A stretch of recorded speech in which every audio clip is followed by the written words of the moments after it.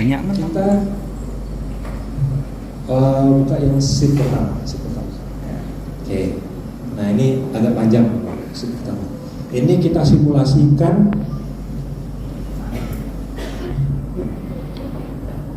Ini kita simulasikan tiap bulan itu menyerahkan 50.000 tabung. Lebih apa kurang Bapak Ibu biasanya? Kurang? Lebih paling kurang lebih ya. Kurang lebih 50.000. Tergantung Pak. Tergantung. Oke. Ini karena biar contoh gampang kita anggap per bulan itu 50.000 tabung. Oke. Kita ke banyak sini Mas. Ke Zoom yang bagian sini. 11.591 ini didapat dari, bisa diklik Mas, diklik yang atas formulanya. Nah, formulanya nanti kelihatan. Ya, kemarin dulu. Oke, dari Waduh, nggak kelihatan di sini. Kelihatan Mas. ya dari harga jual, dari HJE harga jual. Nah, 14,5.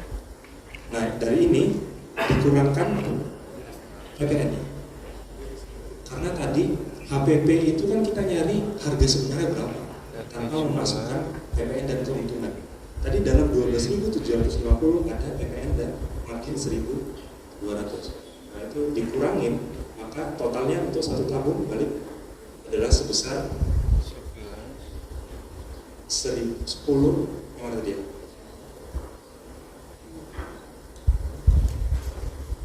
Sebentar.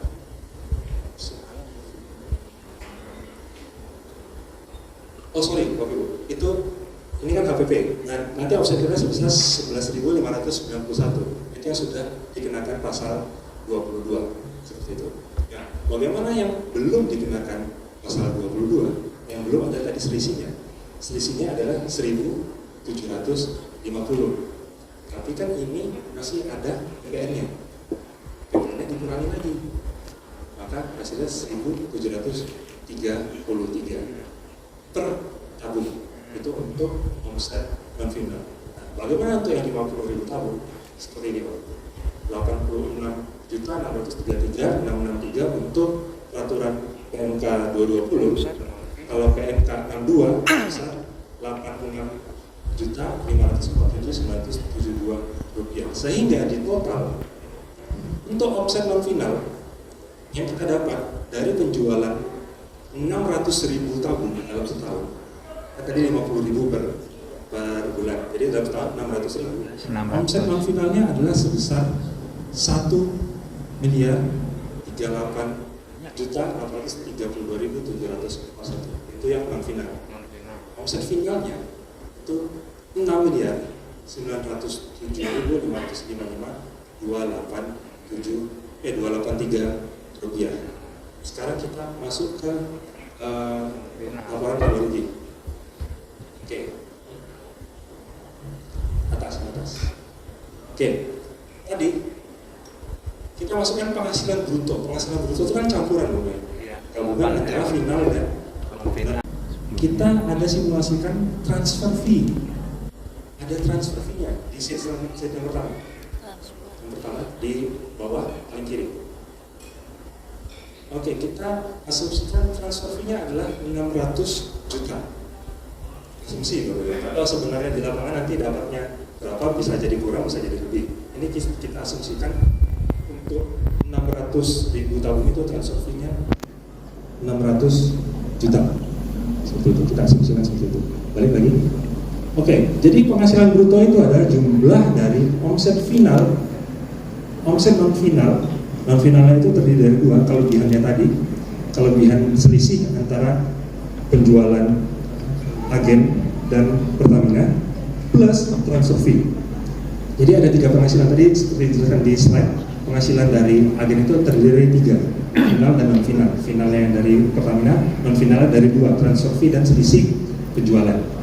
Totalnya adalah 8.546.338.023. Ini hitungan kasar-kasar kita. Nanti kejadian di lapangan seperti apa berbeda. Nah, untuk HPP tadi adalah dari 12.750 dikeluarkan PPN dan marginnya 1.200, maka total HPP dari 600.000 tabung itu sebesar 6.187.55.283 rupiah. Maka akan didapat jumlah laba bruto sebesar 2.358.832.741 rupiah. Nah, sekarang kita pisahkan ini. Kalau ini kan akuntansi komersial, berbeda dengan perpajakan. Perpajakan kita pisah, final dan non final. Nah, ini kita tunjukkan yang non final. Tadi non final itu sebesar 1 miliar. Nah, 1 miliar itu dapat dari mana? Ini 1 miliar 38.832.741 plus transfer fee. 600 juta. Itulah yang non final. Sampai sini paham ya Bapak? Yang non final adalah kelebihan plus transfer fee. Balik. Sekilas info. Itu tidak ada HPP karena kan itu kelebihan. Tidak ada HPP-nya, maka untuk laba brutonya tetap 1.600.000 sekian. Nah, untuk jumlah seluruh biaya kan pasti ada biayanya Bapak. Ini kita asumsikan saja biayanya itu 620 juta yang mungkin terdiri dari gaji, sewa, kendaraan operasional dan sebagainya. Itu totalnya 620 juta rupiah. Apakah Bapak Ibu bisa pisahkan biaya yang final dan non final? Nah, biasanya itu agak sulit dipisahkan. Mana sih biaya yang masuk non final, yang masuk final? Makanya itu kita menggunakan joint cost, proporsi. Biaya mana sih, sebesar apa sih yang boleh dibebankan untuk non final? Itu non final berapa, final berapa? Yang atas jadi rumusnya yang adalah boleh dan tidak. Iya, nggak boleh dong, nggak bisa dong. Iya Nah, dong. rumusnya itu adalah ini Bapak Ibu. Objektif dong. Non final di laba non final, omset non final bagi penghasilan bruto total. Nah, didapatlah proporsi biaya yang boleh dikurangkan itu sebesar 19,18% dari 620.000. Jadi untuk omset non final tidak semua biaya ini yang bisa dibebankan untuk mengurangi omset non final. Jadi hanya boleh sebesar 19,18% yang didapat dari non final per perhitungan penghasilan total semua penghasilan bruto. Nanti rekamannya minta ya. Dengar Maka nggak sih? didapat proporsi yang boleh dikurangkan adalah sebesar 118.889.559. Jadi dari 620 yang boleh dikurangkan hanya sebesar ini, 100 sekian. 100 sekian. Maka didapatlah penghasilan neto. Penghasilan netonya adalah laba bruto dikurangin proporsi biaya yang boleh dibebankan. Maka didapatlah 1,5 M sekian. 1,5 M sekian. Nah, berapakah penghasilan kena pajaknya? Ya ini sebenarnya penghasilan kena pajaknya. Tapi ini kita bulatkan. Nggak mungkin 182 rupiah, jadi kita bulatkan jadi 000. Itulah penghasilan kena pajak. Nah, PPh terhutangnya seperti apa? Tadi PPh terhutang itu rumusnya itu ada dua. Ada yang kena pasal 31E, ada yang kena pasal 17 yang 22%. Nah, bagaimana perhitungannya? Coba kita buka di slide. Oke, bahwa totalnya segini loh. Total penghasilan bruto final dan non final digabung itu 8 miliar sekian. Per tadi batas 31E berapa Bapak Ibu? 4,8 miliar. Dikali penghasilan netonya tadi, penghasilan neto omset yang non final,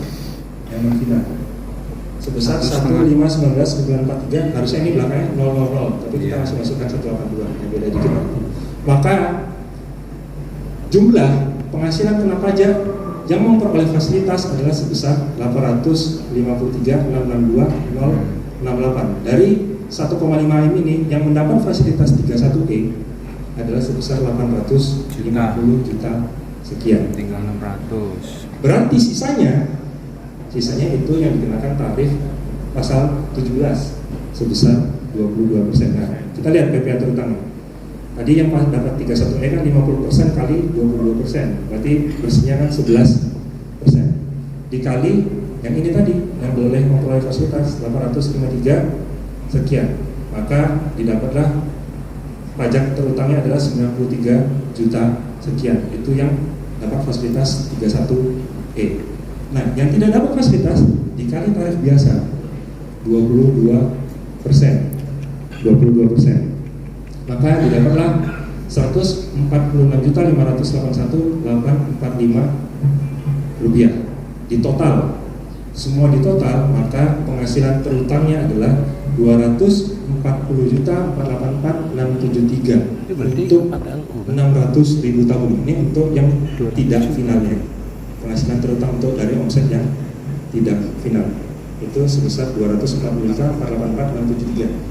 Nah, jangan lupa kita masih ada kredit pajak karena atas transfer fee itu yang tadi dikenakan pasal 23 sebesar 2%. Nah, 600 juta dikenakan 2% maka sebesar 12 juta. Yang itu akan bisa mengurangi PPh terutang.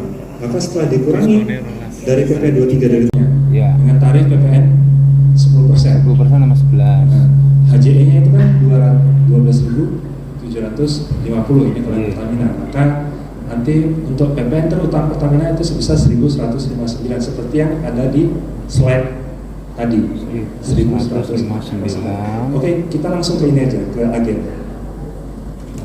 Ke agen itu menjualnya kan 14.500 ke Pangkalan. Di sini ada selisih dari 12.750 sebesar 1.750 per tabung. Nah, kita nyari DPP. DPP tadi rumusnya tadi 1,1 per 101 kali itu. Ya.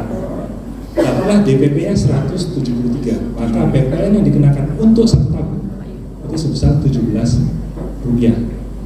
17 rupiah untuk yang PMK 220. Nah, kalau yang PMK 62 yang baru tadi kan tidak pakai DPP. Enggak, langsung. Ini pakai besaran tertentu. Dia langsung dari selisihnya itu langsung dikali rumus. Maka akan didapat 19 rupiah per tabung. Nah, kita lihat HPP-nya berapa?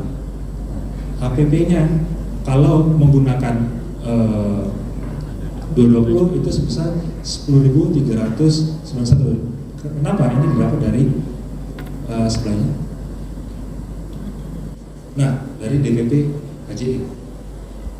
Jadi DPP HJI itu harga yang dikeluarkan PPN-nya. PPN-nya kita keluarkan. Nah, itu dimasuk di HPP. Lanjut.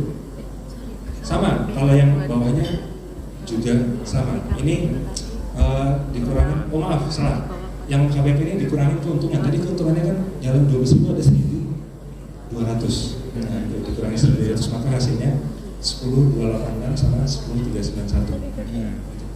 Nah, untuk omset finalnya itu baru dari DPP. Karena PPN-nya dikeluarkan dari DPP. Jadi kalau yang peraturan sebelumnya 220 11.591, kalau yang K62 11.486. Nah, untuk omset non final itu selisih. Dari selisih tadi kan pertama 1.750, tapi dikurangin dulu sama PPN-nya. PPN-nya dikeluarin. Berarti ini dikurang 17, maka omset per tabungnya 1.733 itu yang dikenakan non final yang akan nanti dikali pasal 31E atau pasal 17. Mungkin seperti itu Pak. Terima kasih. Oke, mungkin satu pertanyaan tadi sudah terjawab mungkin Bapak. Jadi kalau seandainya barangnya ini karena satu biayanya buktinya ada tapi memisahkannya bagaimana gitu Ji? Oke.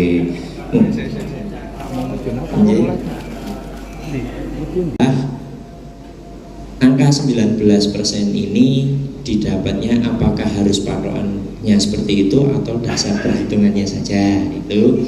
Terus kalau misalkan ada punya bukti sendiri yang sah, buktinya itu kuat, apakah boleh dipakai atau tidak, atau tetap harus menghitung perhitungannya ini gitu ya. Nah, kalau memang bukti buktinya ada, terus memisahkannya bagaimana gitu, gitu Mas ya?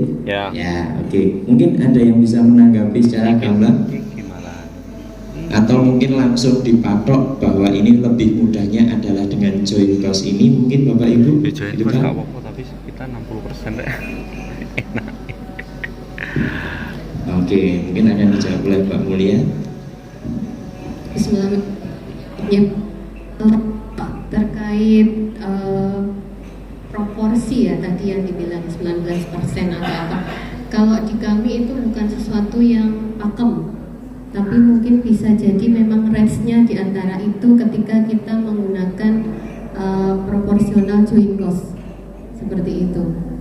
Nah, kalau pada kenyataannya justru mungkin kami juga pengen bertanya nih ya ini kan kebetulan memang agen semua. Berapa sih untuk biaya yang memang benar-benar Bapak Ibu keluarkan seperti itu? Karena mungkin kami di lapangan terkadang juga mendapat antara satu agen dan agen yang lain mungkin juga berbeda kan, seperti itu ya.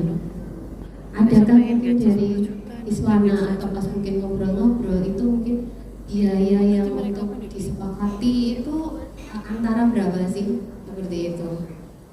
Kalau kemarin untuk membedakan antara penghasilan final dan non final terkait biaya itu memang kami rasa susah nih, betul nggak? Untuk dari Bapak Ibu agen sendiri mungkin susah buatannya, mungkin bisa dijawab. Nah, untuk itu kalau di kami sendiri itu sementara kita menggunakan joint cost yang seperti ditampilkan Pak Arief tadi. Mungkin itu Bapak ada yang perlu ditambahkan lagi. Terima kasih Pak. Jadi masalah joint cost ini memang kami berdasarkan aturan PP 94. Artinya apabila memang tadi disampaikan di slide-nya ya, ada ya Masnya slide-nya ya tentang PP 94 ya Mas ya, bisa ditampilkan. Dasarnya kita adalah dari bruto, penghasilan bruto atau omset. Nah, di sini terdapat 3 penghasilan. Yang pertama, penghasilan yang bersifat final. Yang duanya, penghasilan yang bersifat tidak final. Nah, kebetulan penghasilan yang bersifat tidak final ini, yang satu merupakan margin, yang satu merupakan transfer fee. Yang penghasilan tidak final ini memang kita kelompokkan jadi satu, walaupun dalam kenyataan laporan keuangan memang sebenarnya memisahkan antara pelaporan pembuatan laporan keuangan final dan non final. Tetapi untuk pembebanan biaya, prinsipnya kenapa kami sampaikan Bapak Ibu untuk tetap mengacu di PP 94 kemarin itu karena memang kenyataan di lapangan banyak yang susah memisahkan. Yang bisa memisahkan penjenengan. Jadi susah memisahkan karena kendaraan yang penjenengan pakai untuk membeli, yang dimana di situ didapatkan gainnya berupa transfer fee, itu juga dipakai untuk melakukan penjualan atas barang yang sama. Jadi ya, benar. barang yang diangkut tadi ya, LPG yang diangkut dari penjenengan saat antri di SPPE mengambil barang itu kan pembelian ya, gampangannya gitu ya, pembelian atau HPP di sini atau itu mendapatkan transfer fee di situ. Nah, kemudian juga jenengan melakukan penjualan ke pangkalan, mengirimkan LPG atau bensin ke pangkalan. Itu juga menggunakan kendaraan yang sama, sopir yang sama, dengan jenengan membaginya, membayar sopirnya, membayar kernetnya. Itu juga berdasarkan gaji mereka dalam satu hari itu. Artinya jenengan tidak bisa memisahkan, bisa nggak jenengan misalkan kira-kira saya bayar sopir untuk ngambil barang aja, atau saya bayar sopir untuk jual barang aja, atau saya kasih uang makan buat sopir pas waktu ngambil, bayar sopir pas waktu jual. Nah, kadang-kadang memang susah untuk membedakan di sini. Nah, karena itulah sebabnya maka di aturan PP 94 ini diakomodir bahwa apabila memang tidak bisa memisahkan, susah memisahkan mana yaitu biaya-biaya yang bisa dibebankan untuk final dan mana biaya ibu-ibu yang seharusnya dibebankan untuk tidak final, maka mengacu ke PP 94. Besaran berapa persen seperti tadi yang disampaikan di dalam slide tadi itu hanyalah contoh. Sekali lagi hanya contoh, tidak harus 19%, 20% atau berapa persen, tapi tergantung dari omset penjenengan. Jadi kalau tadi kebetulan omset final, omset non final dibandingkan dengan omset final, tadi persentasenya 19%. Itu sebabnya maka biaya yang bisa dibebankan adalah 19% untuk non final. Begitu. Jadi sesuai aturannya, kita mengikut aturannya seperti itu Pak, cara penghitungannya. Tetapi angka persentasenya itu tidak baku, tergantung dari omset penjenengan tadi. Begitu. Izin. Sampun atau ada?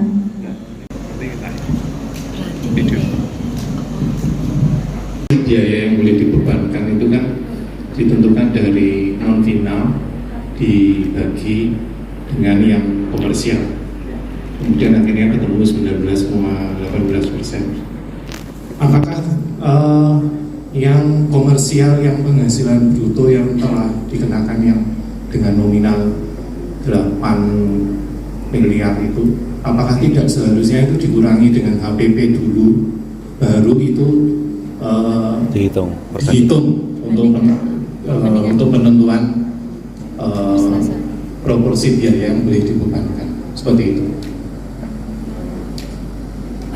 Jadi non finalnya kemudian dibagi dengan penghasilan bruto yang telah dikenakan, dikurangi HPP-nya, seperti itu baru ketemu untuk proporsi biaya yang boleh dibebankan. Terima kasih. Oke, baik, terima kasih Bapak. Mungkin kita akan jawab begini Pak. Kalau untuk yang ini, yang opsi yang ini, yang berdasarkan penghasilan bruto, itu kita bisa lihat dasarnya di PP 94 tadi, di pasal 27 di bagian penjelasan. Nah, tapi itu juga karena tadi sudah dijelaskan sama Bapak Kepala Kantor bahwa undang-undang itu multitafsir. Apakah maksud dari pasal itu berdasarkan penghasilan bruto atau berdasarkan laba bruto? Ya, yang setelah dikurangin HPP tadi. Nah, itu memang nanti itu kita masih mendiskusikannya, itu nanti kita akan ajukan ke kantor pusat dari pihak Kanwil. Mana yang boleh dipakai, apakah berdasarkan yang penghasilan bruto ataukah berdasarkan laba bruto. Tapi untuk sementara ini kita masih mengacu pada yang penghasilan bruto seperti itu. Tapi nanti untuk itu memang kita masih menjadi bahan diskusi kami memang tahun ini gitu, yang nanti akan dieskalasi ke kantor pusat. Nanti mungkin akan ada surat dapat balasannya, kan kalau ada hitam di atas putih kan lebih jelas, tidak ngawang-ngawang seperti ini gitu. Jadi apakah memang bisa diterapkan berdasarkan laba bruto atau tidak, seperti itu. Tapi sementara ini berdasarkan hasil dari pemahaman kami, itu kita menggunakan yang penghasilan bruto karena berdasarkan contoh yang ada di penjelasan pasal 27 di 94 seperti itu. Tapi memang berdasarkan yang Bapak tadi yang dikurangi KPP dulu memang masih menjadi bahan diskusi kami. Mungkin nanti bisa ditunggu hasilnya seperti apa nanti di kemudian hari. Seperti itu mungkin jawaban dari kami. Terima kasih. Terima kasih Pak Alif. PP 94 tahun 2010 itu di pasal 27 ayat 1. Nah, silakan nanti Bapak Ibu sekalian cek ulang. Kalau di pasal 27 tersebut disebutkan memang penghasilan adalah penghasilan bruto untuk dapat memisahkan proporsi itu. Sebetulnya di sini kita adalah memudahkan Bapak Ibu sekalian ketika kesulitan untuk memilahkan. Sama seperti yang disampaikan oleh Ibu Eni tadi. Misalkan ketika transport fee itu dari mana ke mana sih? Transfer fee itu dari Pertamina ke agen. Pertamina ke agent. Agen. Nah, berarti selebihnya itu masuknya adalah di penjualan LPG-nya, yang di situ adalah final. Nah, apakah Bapak Ibu bisa memisahkan itu? Mungkin bisa, tapi mungkin akan mengalami kerumitan. Makanya dimunculkanlah proporsi itu di layar disampaikan ini di pasal 27 PP 94 begitu. Jadi tadi untuk kok yang ada HPP-nya atau enggak, nah silakan merujuk di pasal tersebut. Nah, kalau misalkan Bapak Ibu mau membuat pengaturan lebih lanjut atau khusus untuk Hiswana, monggo, karena saya yakin Hiswana merupakan asosiasi yang besar. Silakan untuk bersurat apabila mau membuat peraturan yang mengkhususkan, contoh penghitungan PPN-nya yang muncul dengan PMK. Tadi yang disebutkan PMK 220 dan 62 ya. Nah, itu kan pengaturan khusus untuk Hiswana, dan Hiswana mengajukan itu. Kalau enggak gimana? Bapak Ibu sekalian dihitung pembeliannya berapa, penjualannya berapa, ya seperti dagang biasa. PK dikurangi PN.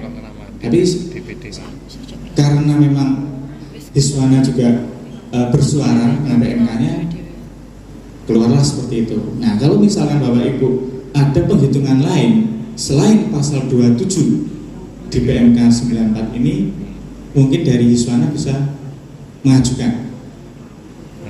Gitu. Terima kasih. Terima